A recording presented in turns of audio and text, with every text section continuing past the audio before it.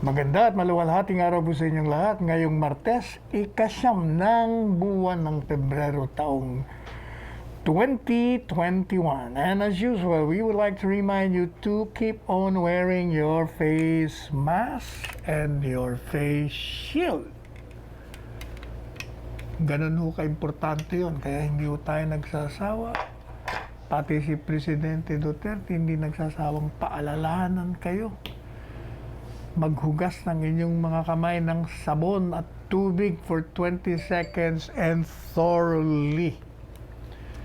And please observe the 2-meter distance or 6 feet from each other wherever you step out of your house or from your offices. Basta lumabas kayo pag nasa kalsada kayo. At kahit nandiyan kayo sa opisina, kailangan meron din kayong protocol ng 2-meter social distancing.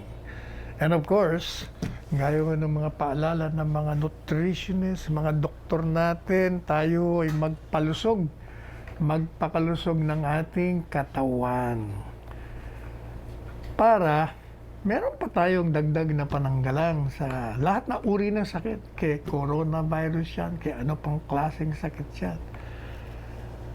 Uminom ho kayo ng maraming tubig for one. Ako, 1 galon a day tayo eh. Kahit na pabalik-balik tayo sa bathroom, okay lang yun. Basta lahat na toxic na ilalabas. Uminom din tayo siyempre ng vitamin. Enerbon C, yun ang palagi kong ininom. Siyempre, Unilam tayo dati. So, we buy the products of Unilam. And ano pa? Kumain kayo ng gulay. Kanina nga, morning na morning, ang palayang ginisa kinain natin. Kumain din kayo ng isda. Kahapon nag-isda tayo dito. Ano pa? Prutas. Kanina pinya. May pinya na. Meron pa akong pomelo, yung binigay ni Senador Bongo. Pero pang natira. Ganun ang gawin natin. Palakasin nyo. Marami nagtatanong sa ano ba sekreto ko, bakit daw ako mukhang malakas. Yun na nga ako, exercise ko every morning, natutulog ako ng kahit paputol-putol, palaging more than 8 hours yun. 7:30 tulog na tayo eh. Kaya pag meron tayong meeting, falling asleep ako tuloy pag nasa 7:38. But I wake up at 11:30 to cook my own food. But I go back to sleep at 2 after reading the papers, watching kung ano-ano pa. Ayan. So, ganyan lang ang ginagawa natin. Kaya palagi tayong malakas. Anyway, magpapasalamat tayo. Isa pang nagpalakas sa atin nung tayo ay nagpunta sa Silang Cavite. Itong si Barangay Kapitan Chris Reyes, binigyan ho tayo ng manghihilot. Kasi merong portion ng ating likod na ganun pagpagod eh. Hinilot ho tayo. After 30 minutes, I felt so relieved. So maraming salamat. Aling Emmy Toledo. Ano kaya nito si Mike Toledo? By the way, nga pala mga Toledo, taga Silang daw. Marami pala mga taga Silang Cavite na mga kilala natin. Kaya inaanyayahan tayo nila, mayor, hindi pa mayor pala, magiging mayor pa lang daw. Si Kevin Anamar. Kumisa nalilito ako sa apelido nito kasi parang kakaiba eh. Tama ba yan? Mayor Kevin Anarna pala, hindi Anamar. Parang Adarna pala ito. Adarna. Kaya naaalala natin si Ellen eh. Si Ellen, kaibigan natin to. Kaibigan natin to bago to sumikat. Kaibigan natin sa text. Kasi napanood niya, according to her anyway, napanood niya tayo sa isang interview. Madalit sabi, salamat, Aling Emmy. Pag nandyan tayo, Aling Emmy Toledo, pag nandyan tayo, papatawag ko kayo. Salamat din kay Barangay Kapitan Chris Reyes. Alam nyo kahapon, pinadala sa atin yung mga komentaryo during our show dito sa programa natin, Counterpoint, sa Facebook. Abay, marami ho ang kasi, tandaan nyo, nagbigay ako ng panukala. Kasi nga, nagrereklamo, sino ba nagrereklamo? Si Richard Gordon, senador. Tsaka matagal na ng reklamo ito, yung riding in tandem, di ba? Daming pinapatay.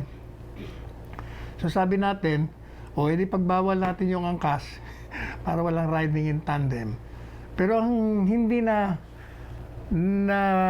huli, yung drift, yung pinakahuli ko sabi, hindi ba sabi ko, ang katotohanan dyan, kulang tayo ng pulis.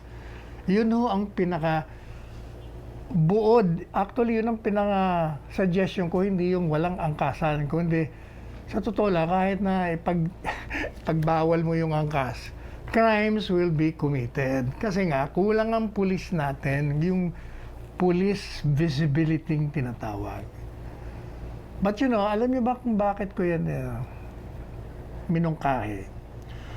Kasi si Mayor Benhar Abalos, nung siya ay mayor, katunayan, tinawagan ko siya kanina to confirm. Kasi naalala ko siya na nung siya ay mayor, nagpatupad po sila ng ordinansa na bawal ang mag-angkas ng dalawang lalaki. Sa kanila pala lalaki, hindi lahat. So bawal lang na lalaki umaangkas. Dahil daw, sunod-sunod talaga yung crime. Lahat ng klase, yung riding in tandem, yung bigla ka na lang darating, yung hahalbutin yung bag mo, yung cellphone mo, maraming crime. At nung pinatupad niya raw po yun, sabi ni Mayor Benhan, na ngayon ay chairman ng MMDA, nag-zero crime rate daw po sila. Oh, can you imagine that? Di, ang laki nga naman. Pero nung nagkaroon na nga ng pandemic, nilip na nila yon. Kaya daw yung crime rate nila, pang national na. Kung baga kung ano yung national average, yun na rin. Pero may punto kayo, yung nga namang mga may asawa, gusto namang umangkas papunta sa opisina, edi libre na nga naman, ano. Pero yung akin naman, yung naalala ko lang yon. Pero ang katotohanan talaga dyan, gaya na sinabi ko rin kahapon, talaga ang solusyon dyan, police visibility yung tinatawag. Kasi nga, kulang talaga mga pulis natin. Dapat talaga paramihin natin ang mga pulis. Alam niyo naman ng mga Pilipino, tingnan niyo sa traffic. Pag walang pulis na, kanya-kanya yan, ano bang mga one-way, bawal, ganito, hindi yan. Pag walang nakikitang pulis, talaga namang chaotic ang kondisyon ng trapiko. Kaya kailangan talaga, kasi kahit na ipinagbawal mo nga yung pag-angkas, wala nang nag-aangkas. Pwede naman nilang gawin pa rin yung riding in tandem kung walang pulis sinong pipigil kung walang pulis? Hindi po ba? So yun. Pati nga itong anak ko si Dr. Angelo, Dad, meron nag-text sa akin mga kasama kong doktor, paano naman daw yung angkas ng asawa na? Wala na bang ibang solusyon? Sabi ko, hindi lang nila narinig yung pinakahuli kong sabi na ang talagang solusyon dyan, anong tawag doon? Police visibility. So yun ako. So ano tayo, backtrack tayo. hindi na yung bawal ang angkas, bawal yung kulang ang pulis. Yun na ang posisyon natin. Kung baga, nire-reconsider na natin. Nakita ko naman, alam nyo, kailangan, pag nakikita mong tama naman yung mga obserbasyon, tuloy natin. Hindi kagaya nung sasabahan loob sa akin itong, pinagtanggol ko ito si General Parlade. Napanood ko na naman siya kanina, kay Karen Davila. Siyempre, kinonfront siya dun sa kanyang, talagang pinagpipilitan niya na kaya niya raw binanatan kasi meron daw mga previous incidents, saka marami siya sinasabi na ganito, ganyan. Pero General Parlade, yung tweet mo, in reference sa news article na sinulat nung reporter. Hindi pinag-uusapan yung mga nakaraan. Yun ang naging basis eh. Binasa naman natin. Talagang binasa natin. Talagang straight news reporting naman. So, pag yun sabi niya, hindi, actually, personal ko lang yan. Tama naman si Karen. Hindi po pwede mong ihiwalay mo yung personal. Nandiyan ka sa anti-terrorism something task force eh. Ano ba yun? Tama ba yun? Ano yung task force ni General Parlade? LCAC. Ano ba yung LCAC? Antay. Anyway, basta sabi ni Karen, hindi naman po pwede na hihiwalay mo, sasabihin mo, personal mo yung tweet. General ka, ang taas-taas ng posisyon mo. Miyembro ka ng National Task Force. Hindi lang miyembro, tagapagsalita ka ng National Task Force to end local communist armed conflict. Biro mo yan. Kaya, tama naman si Karen. General ka pa. Kailangan, kaya nga sabi pati Secretary Delfin Lorenzana kailangan maging rin tayo. Habang pagtatanggol ka namin dyan sa laban mo sa mga komunista, pero pagdating dun sa, yun lang namang issue ito na may news article, kinokot lang naman yung mga sinabi dun sa petition, hindi mo po pwedeng i-threaten. Ngayon, meron nung sa Facebook, sabi, Sec Panelo, sinabi naman ni General Parladi, if hindi totoo yun. Pakita mo nga, meron ba dyan yung, alam mo yung tweet, hindi naman if ang tanong sa kanya, ang tanong Sir, hindi nyo po ba sila pwede sampahan ng kaso? Ang sagot niya aiding the terrorists by spreading lies? Pwede. Wala siyang if. Talagang ang conclusion niya, yung news article is already spreading lies. Ang problema nga, the reporter was not spreading lies. He was just quoting the allegations stated in the petition. Yun lang. Pero, kakampihan natin si General Parlade sa kanyang mga laban sa komunista, yung pagtatanggol niya sa integridad ng bansa natin, yung kaligtasan ng mga estudyante, ng mga mamamayan.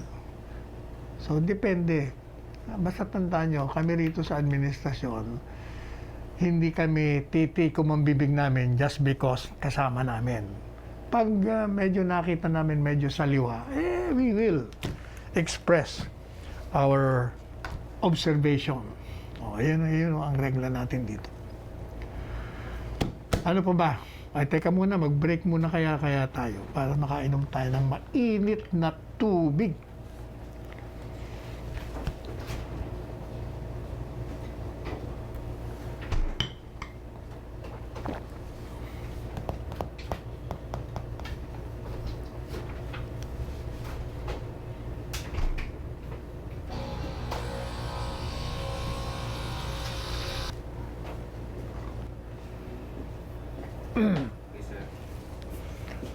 Balikan natin si General Parlade kasi tinanong siya ni Karen Davila, kayo ba hindi kayo mag-apologize?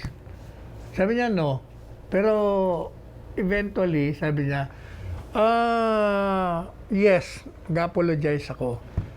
Kung nasaktan man o na ang feeling ni Tetch Tupas, yung reporter ng Inquirer, dahil sa sinabi kong pwede siyang idemanda. Kasi sabi niya, sinabi ko lang naman may possibility, pero hindi naman ako magdidemanda. Pag ganun pa man, to his credit naman nag-apologize. Okay na yun. Tapos na yung isyong yun.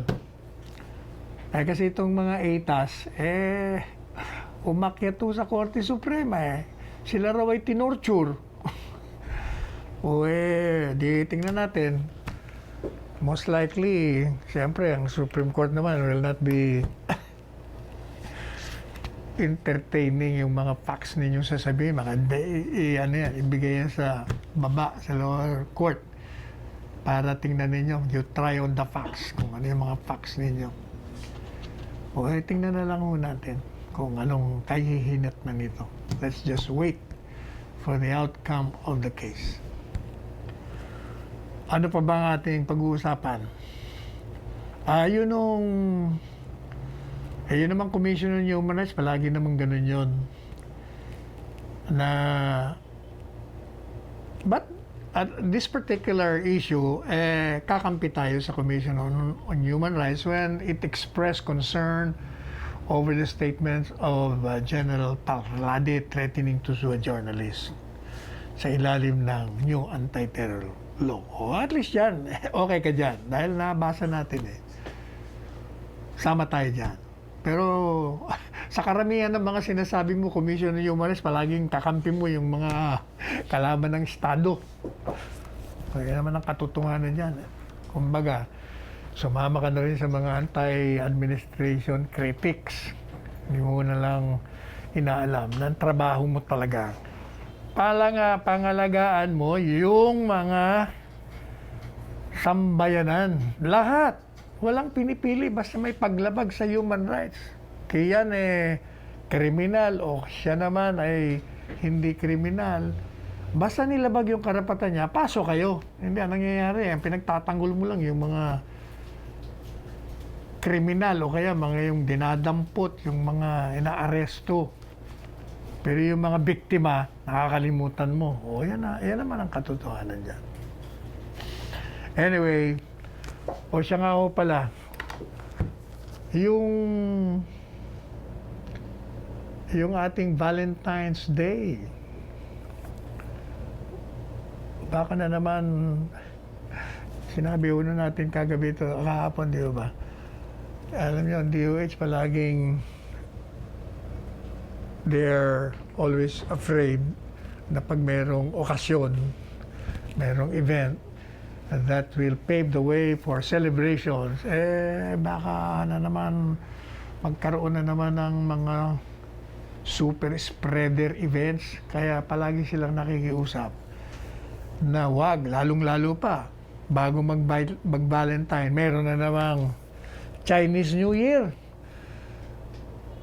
Di ba Chinese New Year is February 12, kaya marami naman tayo natanggap ng ano. Anong tawag doon? Rice cake? O anong tawag doon? Ha? Tikoy. Naku, dami naman tikoy. Okay, pinamimigay naman natin dyan sa mga gwardiya, driver. Kasi marami Okay, magtatayo na tayo ng tindahan sa mga tikoy. Masarap ang tikoy pag piniprito. So, paalala na naman ng DOH. Mag-observe kayo ng health and safety protocols during Chinese New Year. Pala the usual. Wash your hands, wear your face mask, wear your face shield. Hindi nyo ba napapansin? Ito lang naman talaga ang solusyon nating lahat Maniwala kayo kahit na ano pang mga variants yan. It's the same. So, we have to face it. We have just to embrace it. Maging ano na lang, part na ng buhay natin yan. Yan yun na. Again, I will repeat. We cannot be hostage to this pandemic. Hindi po ba? Meanwhile, ito pong herd immunity tinatawag. Ang feeling ng DOH. Baka sa 2023 pa natin ito makukuha. Kasi, di ba, sinasabi ng mga scientists, pag inoculate mo, nabakunahan mo yung 70% ng populasyon, you create a herd immunity. Yun ang magandang panlaban sa pandemya. Kaya magiging immune. Pero matagal pa ho yun kasi ilan ba tayo? 105, 110 million na populasyon. Matagal na proseso yun, no? And tinatarget po ng DOH mga 70 million para baka achieve tayo ng immunity. Sa dami niyan, talagang it will take a long, long time. Anyway, ready na naman ho tayo Yung mga LGUs natin, sabi nga ni Secretary Charlie Galvez, kung tinawagan natin at ini-speaker po natin sa Silang Cavite, pinaliwanag niya na yung plano ng gobyerno na ibaba na sa mga DILG regional offices at ito namang regional offices pinabababa na rin sa mga mayors. Kaya nga sabi natin sa mga mayors, pag meron pa ho kayong mga concern tungkol dito, paabot nyo kagad sa amin. Kaya tayo naririto Kaya yung mga opisyalis nyo naririto para paglingkuran kayo sa anumang mga pangangailangan ng mga sinasakupan po ninyo. Ito pong DSWD, meron din silang plano. Maliban pa yung sa dating ginagawa nila mga ayuda rito, SAP dito, SAP doon. That reminds me, ako Secretary Rolly Bautista. Meron na naman tayong nirepair sa'yo. Ayun ang mga kagandahan ng may ganitong programa sa Facebook. Yung mga hindi ko nakakaabot sa mga kinaukulan, napapadala sa atin na kesyo daw ganyan, pabalik-balik sila, gaantay ng ayuda, nakatanggap sila ng una, yung pangalawa hindi na, yung iba naman hindi pa rin. Pinapasa kagad natin kay Secretary Rolly Bautista. At ang gandang karakaraka naman si Secretary Rolly, pinaimbestigahan, pinatatawagan mismo. Kaya siya nga pala, yung ating bang email, pwede na natin ilagay sa screen. Ilagay mo natin sa screen kasi may mga nag-request sa Facebook, yung mga nanonood sa atin. Lagay nyo naman sa screen ninyo yung inyong email para mapadala namin. Ayan na ho. Nandiyan na sa screen. Nakikita nyo na ho ba? ocplc.neb@gmail.com. Yun lang ho. Padala nyo lang dyan. Dahil kasi kung sa Facebook, hindi nyo naman manalagay yung address nyo, hindi nyo malagay telepono nyo for obvious reasons. So, dyan na lang kayo magpadala. Sigurado, sasagutin natin yan. As I was saying, yung pong DSWD, meron po silang nilikang bagong programa, Sulong Recovery Plan, upang daw salubungin ang mga hamon ng pandemya. At sabi po nitong DSWD, yung programa nila, yung mga proyekto nila, kasama ho rito yung mga local government units at ang ini-envision nila, kumbaga tinitingnan nila sa kinabukasan kung anong pwede nilang may contribute para mapangalagaan ng iba't ibang sektor sa pamamagitan ng wastong pagtugon sa mga social protection programs and services. At ito ipapatuparin nila ngayong taon na ito hanggang sa 2022. Abangan nyo ho. Bibigyan tayo ni Secretary Rolly Bautista exactly ano ba itong sulong programang ito. Ito naman si Joel. Ito si Joel. Kapatid dito ng brad ko Ang hilig mo rin, Joel Joel Butuyan. Inquirer, kolumnista. Ang hilig din itong bumanat sa administrasyon Kritiko din. Sabi niya, ito raw administrasyon ng Presidente Duterte. Kung totoo daw na ito ay may henyo, genuine na advocacy sa federalismo, dapat daw itong desisyon ng Korte Suprema kung saan nagbigay ng kapangyarihan sa mga LGUs, patupad na. Pero daw, ang nangyayari daw, yung mga gobernador at mga nakikita nila yung kabaliktaran sapagkat daw pinipreserve yung concentration of power sa Imperial Manila. Alam mo ikaw, Joel, ang problema sa'yo, either nakikinig ka sa chismis or you're not checking your facts. Bakit mo naman sinasabi yon? Dahil hindi pa napapatupad yung, kasi yung share ng LGUs hindi pa nakakarating. Joel, ito ang reason kung bakit. Kasi kung ibigay natin ang share ng lahat ng LGUs, nag-accumulate, ay mawawala ng pera gobyerno. Kaya nga kailangan, dahan-dahan. Hindi nang paliwanag ko sa mga mayors kasi that was also raised to me in one of my meetings with the mayors. Bakit daw, kailan daw ba darating? Pakonti-konti lang muna. Kasi nga, pag binigla niyo yan, wala na tayong panggastos. Hindi po ba? Kaya, relax. Joel Butuyan. Check your facts first. Alam niyo ba, itong si Public Works Secretary Mark Villar, meron na namang binibida sa atin. At itong, alam niyo ba yung Commonwealth Avenue nga, naku, sus Mariosep, talagang ang traffic dyan. Aabutin ka ng siyam-siyam dyan. Ngayon, meron nung ginagawa ngayon. Kung baga, pag doon kayo dumaan, may iwasan nyo sa pagitan ng Katipunan sa Rizal. Magiging 30 minutos na lang. Dati, 1 hour? Hindi lang 1 hour. Maabot ng 2 oras. Kaya yung bagong alignment, magsisimula sa Katipunan, tapos lalabas niya sa may San Mateo, katabi ng Marikina. Imbes na dumaan kayo sa Commonwealth, pwede na kayong dumaan sa bypass. Actually, dumaraan ako dyan dati. Pero wala yung bypass na ginagawa. Kundi mayroon pa ring daanan.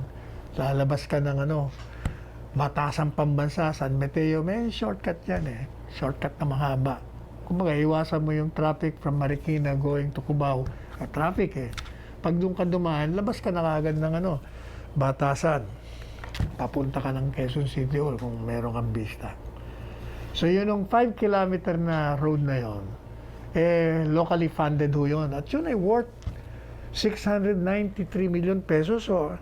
At ito'y mag-accommodate ng 10,000 behikulo araw-araw. At daraanan po nito mga pribadong ari-arian, mga private properties, mga subdivisions. Kasama na yan Loyola Grand Villas, Capitol Homes, Vista Real, and North View. Yan. Teka, tayo mag-break sandali at malamig na naman dito sa ating opisina. Kailangan naman tayong maglagay ng coat. Baka na naman tayo sipunin. Balikan po natin kayo.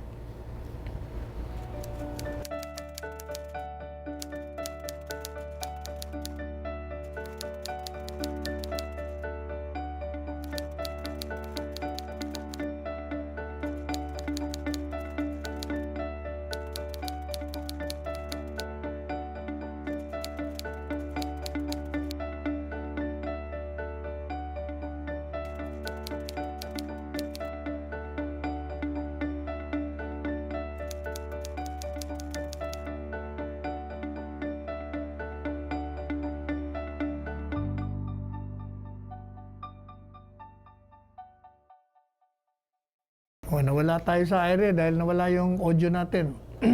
Anyway, as I was saying, yung pong first batch ng OFWs, natatandaan nyo, nabalitaan nyo yung biktima sa Syria. Naibalik na po sila. At si Senador Bongo nananawagan na kailangan mabigyan natin ng proteksyon ng mga Pilipino sa human trafficking. Kaya pinupush niya yung Department of OFWs. Marami na akong naibalik. Ilan ba ang naibalik? 6 out of 35 Filipino migrants na naging biktima ng human trafficking. Naibalik sa Pilipinas. Alam niyo itong mga human trafficking nito, maraming naloloko rito Papangakuha ka ng mga travel recruiting agency na meron kang trabaho doon. Yung pala, ibang gagawin sa'yo. Binibenta mo yung katawan mo. Talagang maraming scoundrel, Kaya sila Secretary Teddy Boy Locsin, sila Senador Bongo, at si Presidente Duterte talagang concern na concern dyan. Kaya ito pong Interagency Council Against Trafficking, nagtatrabaho sila ng gusto para mapailan yung mga walang hiyang perpetrators dito. Kaya dapat talaga maipasa na natin yung Departamento ng Overseas Filipinos. Yan isa sa mga priority bills ng administrasyon. Samantala, ang DFA po ay nag-iimbestiga ng mga opisyales at personel ng embassy natin dyan kung sino ang nabibigo, hindi gumagala o tinatamad o talagang negligent na umaksyon sa mga problema ng mga traffic victims. Oy, by the way, ito yung sinasabi ko sa inyo na yung mga LGUs, kasi pag pumupunta tayo sa mga iba't ibang munisipyo, probinsya. Yun ang unang tinatanong ko sa gobernador, sa mga mayors, ano po ba ang sitwasyon ng COVID dito? Sasabihin tayo, ang iba, zero, ang iba, meron, pero nakakontain. And then, napapag-usapan namin yung bakuna. Ang palaging tanong ko, meron na ba kayong survey kung sino ang gusto magpabakuna at sino ang ayaw? Kasi kako, yung survey ng Pulse Asia, 47% ang ayaw, 21% ang hindi mo malaman kung gusto o hindi. Pero most likely, ayaw yun dahil hindi makapag-decide. At yung iba, karamihan, hindi pa sila nagsasurvey. Kaya ang palaging mungkay ko, naku, gumawa kayo ng survey kasi ang problema natin yan, nandyan ang bakuna, darating dito sa inyo, yung pala, kulang yung magpapabakuna. Sayang ho yung binili natin, baka masira pa yon, di po ba? Okay, itong Quezon City, yan ang mga kagalingan dito kay Joy Belmonte. Alam mo, Mayor Joy, mayroong mga nagre-reklamo sa atin about you. Ang problema naman dun sa nagre-reklamo, hindi nyo ho alam ang ginagawa ni Mayor Joy. Ako, alam ko. Kasi madalas ko itong kausap. Meron kaming mga coordination about certain things na I don't have to tell you about. At alam ko kung anong ginagawa niya. Yung kanyang tagapagsalita, kasama natin sa isang programa natin, si Mayor Pia Morato. Kaya alam natin ang mga ginagawa. Marami yung ginagawa si Mayor Belmonte, Joy, sa mga sinasakupan ho ng Quezon City. Now, kaugnay po rito sa survey na binabanggit ko sa inyo, alam nyo ba na dyan po sa Quezon City, gumawa sila ng survey kasi meron silang tinatarget na herd immunity laban sa COVID-19. Siguro sabi nila in 6 to 8 months, pag nagsimula na yung city government ng Quezon City, baka sila makuha nila yung kanilang herd immunity na pinagnanasahan. At sagawa po sila ng mga information campaign or awareness campaign upang makumbinsi nila yung mga residente na atubili. Yung medyo natatakot pa, nag-aalinlangan kung sila ay magpapabakuna o hindi laban dito sa coronavirus. Ito po, tingnan nyo itong survey nito. It validates, binavalidate nito yung survey ng Pulse Asia. Bakit kanyo? Ito survey last month lang to, na isang buwan, ha? Alam nyo ba na based dun sa kanilang records, 37,899 or 50.6% out of 74,793 residents ang sumagot dun sa kanilang survey. At ang nagsabi na magpapabakuna sila. O, kita nyo, 50.6%. O, di tama yung sinasabi ng PAL survey. 10,000 daw, 819 o 14.4% refuse, ayaw magpabakuna.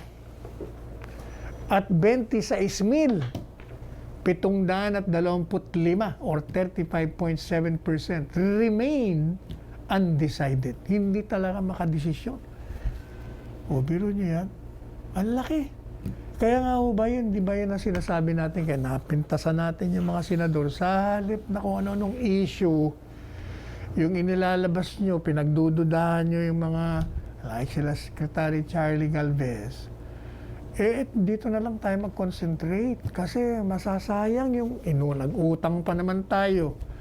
Naghanda tayo ng mga freezer para dyan sa Pfizer, Moderna na kailangan ng malamig na malamig. Pagkatapos, yung pala, kalahati ang ayaw, paano na yan? Hindi sayang lang lahat yan. Kaya, ang ating mungkahi ever since, let us join hands together, makinig tayo dun sa ating mga scientists, mga doktor, at iparating natin sa ating mga kababayan na talaga kung kailangan tayong magpabakuna.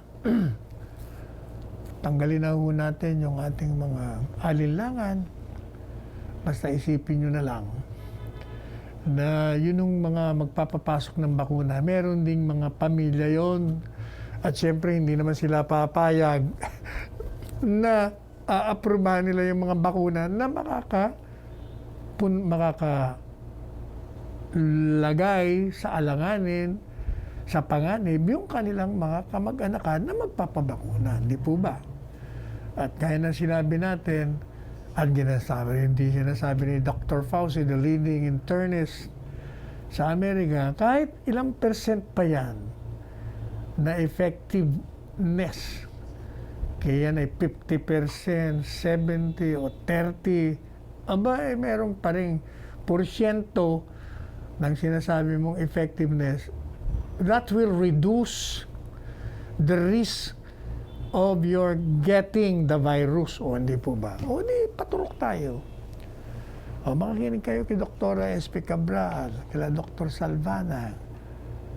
Huwag kayo makinig kay kay Dr. Tony Liacho, baka naman to, kung ano naman sasabihin nito. Ikaw talaga, Dr. Tony. Sama ka na lang kasi, Dr. Tony. Kung gusto mo naman, kumandidato ka na lang.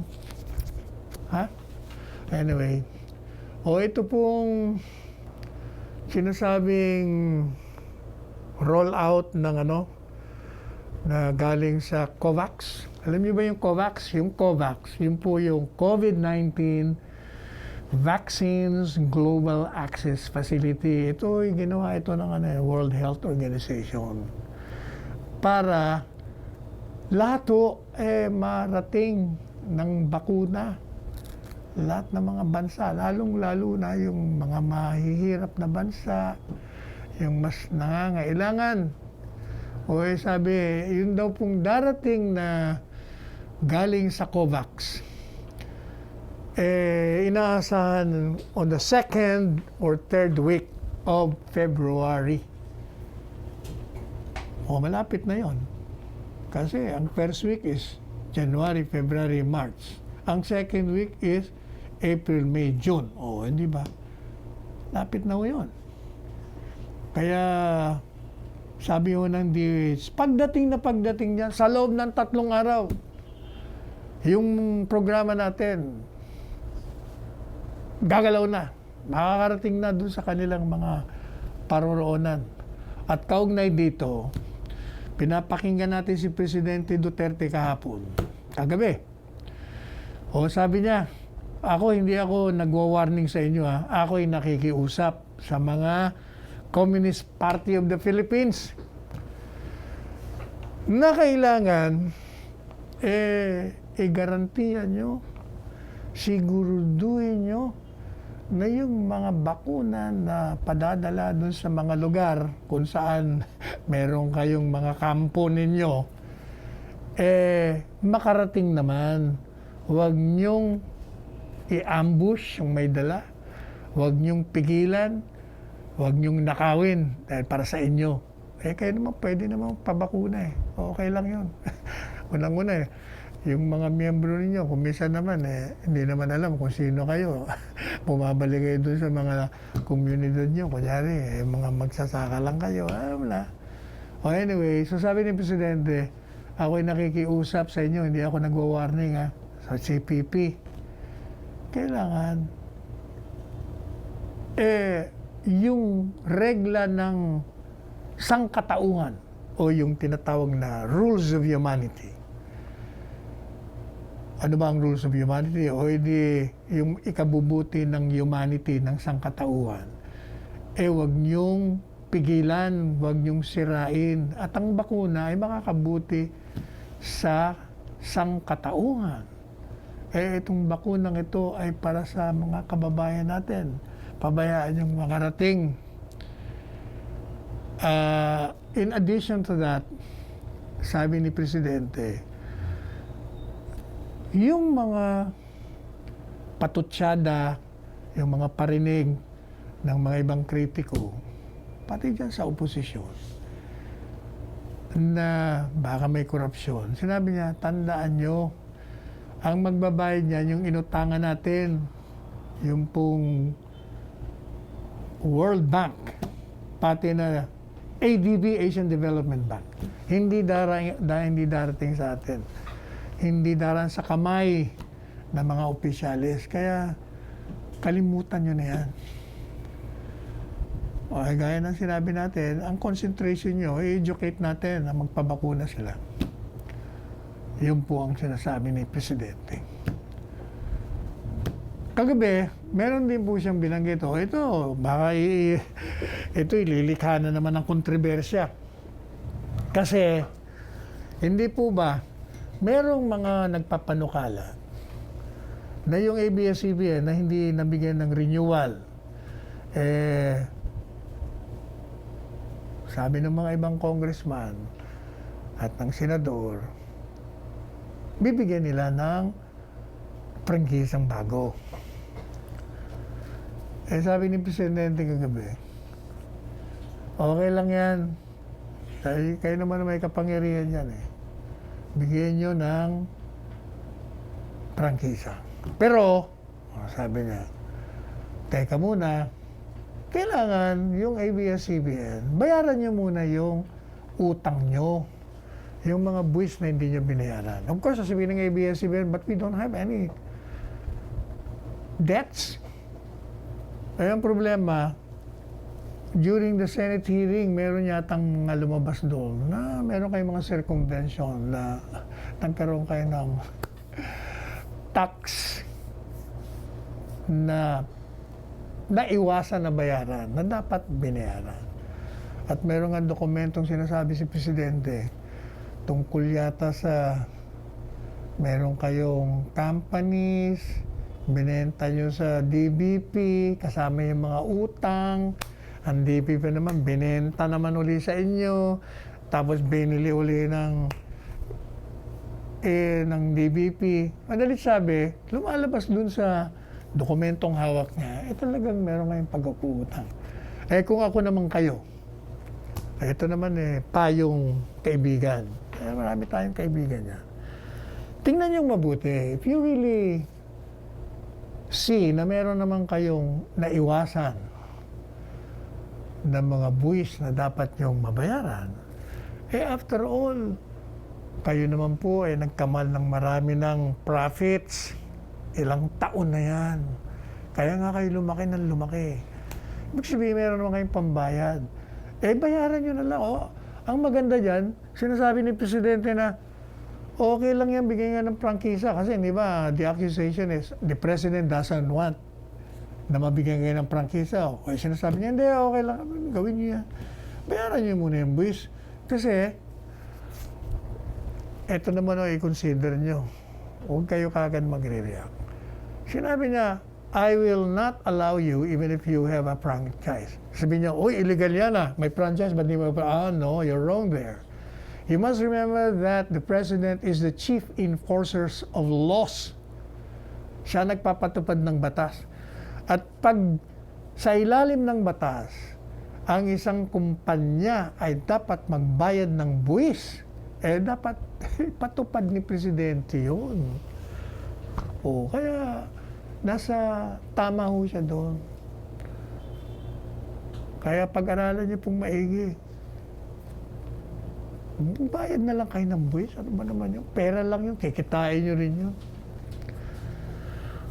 Samantala, meron pong nilikha si Presidente Duterte ng isang komisyon naman.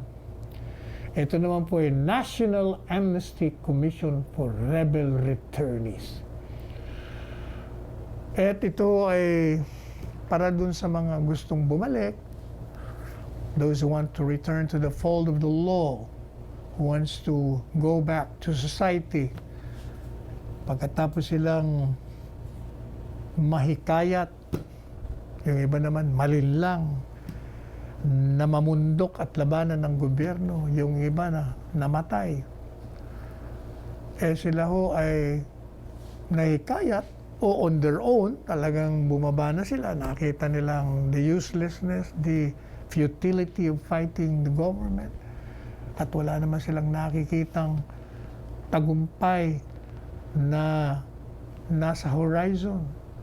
So sila ay bumaba. Meron ho ngayong nilikang commission si Presidente at binubuo ito ng Justice Secretary, Defense Secretary, DILG Secretary, pati na yung Presidential Peace Advisor na magiging ex-officio members ng komisyon.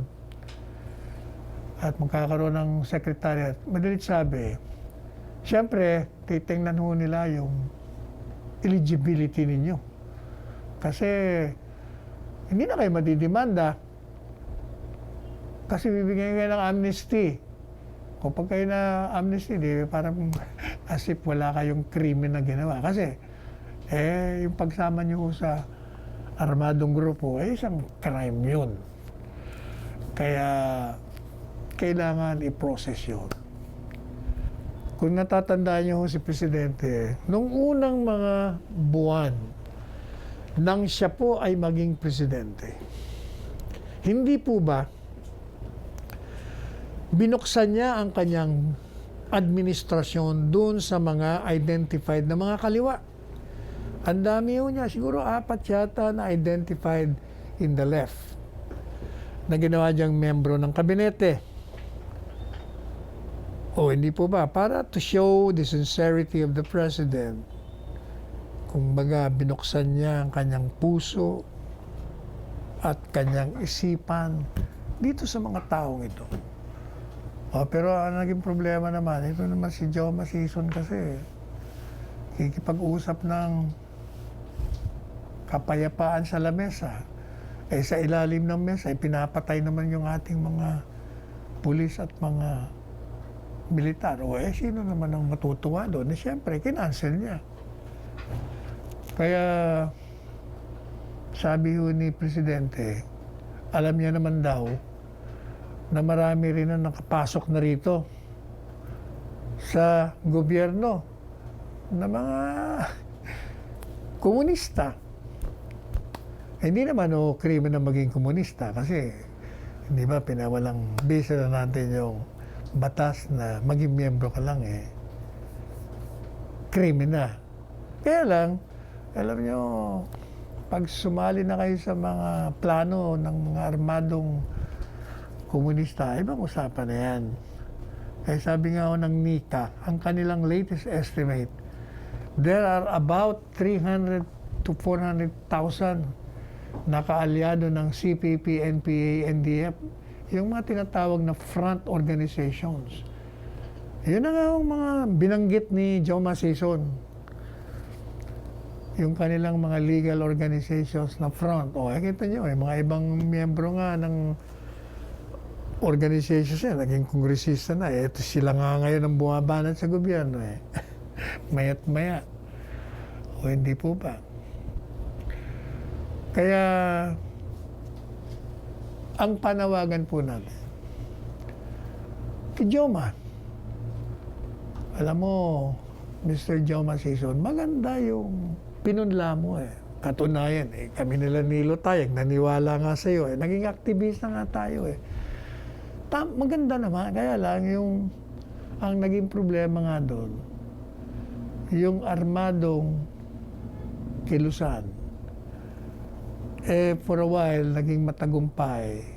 Pero nung nagkaroon kayo ng, anong tawag doon, yung internal clenching, yung nagkasilusan kayo, nagkadudahan kayo, pinagpapatay ninyo yung mga miyembro ninyo mismo. O di syempre, o di disenchanted, disillusion, o di nasira, kilusan.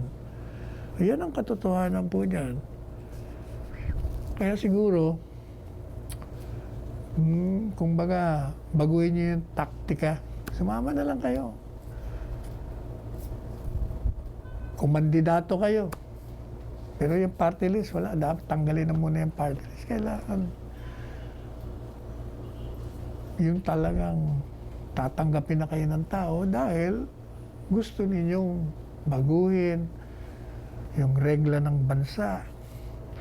Gusto niyo ng reforma. Hindi na yung kikipagpatayan kayo, sisirain yung mga ari-arian, mag-i-extortion kayo. O hindi, dapat wala na po yan. Kaya itong si Secretary Delphine Lorenzana, nakita nyo, all out din siya na makipag-dialogo sa lahat ng mga kumukontra sa gobyerno. Okay lang yan. Eh di ba, nakipag-usap na nga siya sa, sa UP. Kila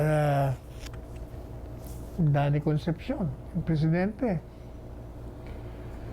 At sa ngayon kay Secretary Delphine Lorenzana, sa panayam sa kanya dyan sa CNN Philippines, yun daw kanilang dialogue, okay naman. At pinag-usapan nila yung mga kung paano gagawin nila, paano sila magkakasundo sa mga areas of cooperation, kung paano yung dalawang institusyon, dalawang panig ay mapapangalagaan ang kaligtasan ng UP, ng mga estudyante, ng mga professor. Kaya maganda po yan nagkakausap. At sabi nila, yun daw kasunduan, wala silang sinabi kung, kasi ang posisyon niya ni Secretary Delphine Lorenzana, yung accord o yung kasunduan na hindi pwedeng pumasok ang military at police nang walang notice sa administrasyon, talagang hindi po pwede yun, sabi niya. Ito namang grupo ni Danny Con, yung UP President, gusto niya na ibalik. Pero gaya po ng sinabi natin, no? Palagay ko, itong programang ito, nagsabi sa inyo na yung accord na yon ay mali, irregular at labag sa batas. Kasi, di ba sinabi natin, nag-isip pa nga ako ng statement sabi ko, the accord cannot supplant the Constitution as well as the laws of the land. You cannot stop enforcing the laws. Di ba sabi natin, pwede ba yun na may nagaganap na krimen dyan sa loob ng UP campus o ano pang mga eskwelahan bago makapasok ang law enforcement agencies, magpapaalam pa. Hindi pa pwede yun. Illegal yun. Hindi pa pwede yun ang maging subject ng kasunduan nyo. Void ab initio. Hindi lang void ab initio, it's unlawful, it's illegal. O kaya kita nyo, mayroon ng mga pumikap ng ating opinion doon, yung mga abogado raw, mga constitutionalists. They're saying, I read it in one of the articles niya sa Daily Tribune, nasabi nila, nako, pag yan binalik nyo, we will file graft cases against those na ibabalik yung kasunduan. Kakaroon ng anti-graft complaint laban sa mga gustong pabalik. Kasi nga, illegal Ba't mo ibabalik yung illegal? Buti nga, hindi na i-demanda yung mga pumasok dyan. Diba? Anyway, ito namang pinail na habeas data ni detinidong senadora. Sabi ng Korte Suprema, denied with finality. Kasi nag-aay ng petition si Senador De Lima labang kay Presidente na ito si Presidente dapat hindi ito immune from suit dahil dun sa kanyang ginagawang verbal attacks laban sa kanya. Ano naman verbal attacks? Sinabi lang naman, mga sinabi lang naman ni Presidente. Facts naman like halimbawa, yung sinabi niya tungkol sa relasyon mo dun sa driver mo, inamin mo naman yun. Paano naman magiging masama yun? Ikaw na mismo umamin dun. Pagdating naman dun sa konektado ko sa droga, may mga nagsasabi naman. Kaya nga napailan ka ng kaso anyway, ito naman si Justice Marvic Leonen saka si Justice Kagiwa. Nag-dissent sila. Palagi naman dissenters ng mga ito. Hindi na tayo nagtataka rito. Palagi namang dissenting to. Ito nga mga dissenters palagi naman sa dami alam nyo, 15 sila Nagtataka nga ako bakit 15 sa Amerika naman. Pero nyo, sa Amerika, ilang milyon ba ang populasyon dun? 200 million? 300 million? Pero ang Korte Suprema nila, ilan lang? Siyam. Pero siyam lang At saka, wala hong mga retiro dun. They will be justices of the Supreme Court until they die or until they resign if they want or until they are disabled. Pero dito, dati konti lang naman tayo Palagay ko ito si Presidente Marcos ang nagpadami rito Dumami, naging 15. Sus Mariosep. Sabagay, sabi naman ng iba, paano naman di dadami yan? Mga Pilipino ang hilig maghain ng kaso. Sa dami ng kaso. Hindi magkanda-ugaga mga hukuman natin. Konting kebot, kaso dito, kaso dun. Pero siguro, tingnan rin natin, maganda rin yung konti lang ang mga justices. At saka hayaan nating, ewan ko ba, ako, iba ho ang pananaw natin dyan Katunayan, di ba?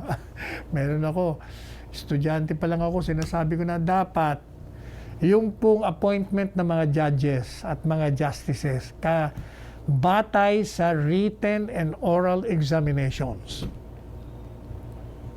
Bakit kanyo? Para wala hong politika at wala yung, alam nyo ba, yung mga reklamo ng mga judges, mga justices, sabi nila, it's so humiliating. Lalapitan mo isang politiko, makikiusap ka kung pwedeng i-endorse siya. Hindi, oo nga naman. Marurunong naman sila. Manggagaling naman. Mahuhusay ang credentials. Pero, magsisip-sip ka sa politiko, makakuha ka lang ng rekomendasyon para ma-appoint ka ng appointing power. Ang akin po, nung estudyante pa ako, sinabi ko in one article I wrote, sabi ko dapat, yung appointment will be on the basis kung sino nakapasa sa written and oral examinations. Kung out of 100, 50 nakapasa, yung pinakamataas, papunta sa baba, yun ang i-appoint ng presidente. Walang choice ang presidente kundi i-appoint yung mga nakapasa mula doon sa pinakamataas hanggang baba. Para walang utang na loob. At sasabihin na niya, excuse me, kaya ako na-appoint dito kasi nakapasa ako. Kasi qualified ako. Ganon din sa mga justices. Sana yun ang gawin po natin. Mawawala lahat yung mga, kasi malakas, kasi nabili, kasi, hindi po ba? Anyway, nabot na po tayo ng oras. Ito po ang inyong lingkod, Salvador Panelo, pansamantalang nagpapaalam. Hanggang bukas na muli, 2:00 hanggang 3:00 ng umaga. At Facebook ulit tayo and nasa PT4 po tayo bukas.